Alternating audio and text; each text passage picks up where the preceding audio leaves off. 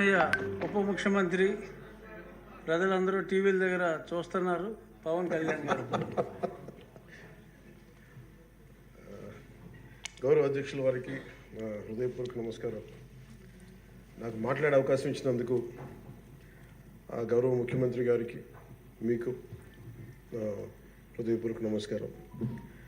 నిన్న గవర్నర్ గారి ప్రసంగానికి మనస్ఫూర్తిగా పార్టీ తరపు నుంచి నా తరపు నుంచి మనస్ఫూర్తిగా దానికి మద్దతు తెలుపుతూ ధన్యవాదాలు తెలియజేసుకున్నాను అధ్యక్ష.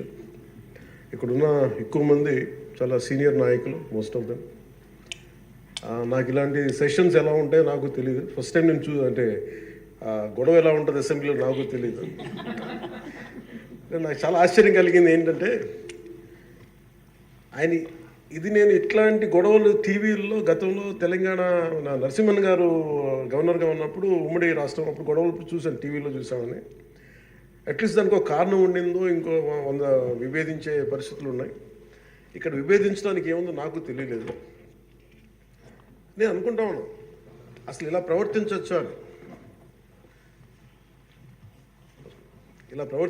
ఇలా చేయొచ్చా అంటే ఇది leaders should lead by example కదా. రాష్ట్రానికి ప్రథమ పౌరులు గవర్నర్ గారు ఇలా ఈ స్థాయిలో ఉండి ఆయన మర్యాదపూర్వకంగా వచ్చి మన బడ్జెట్ మన రాష్ట్ర విధానాలని ఆయన ప్రవేశపెట్టి మాట్లాడుతూ ఉంటే గౌరవం ఇచ్చే విధానం ఇదేనా అని అనిపించింది.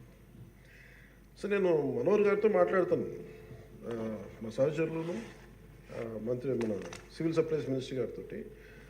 నా రూల్ బుక్ మేమిద్దరు మాట్లాడుకుంటే rules of procedure and conduct of business in Andhra Pradesh legislative assembly ఏంటి సార్ ఇలాగే మాట్లాడేస్తారంటే దాంట్లో చూపించాను. చాప్టర్ 5లో when the house assembles under article 175 176 of the constitution, every member shall maintain the dignity and the solemnity of the occasion before, during or after the governor's address and shall not obstruct or interrupt the address in any manner.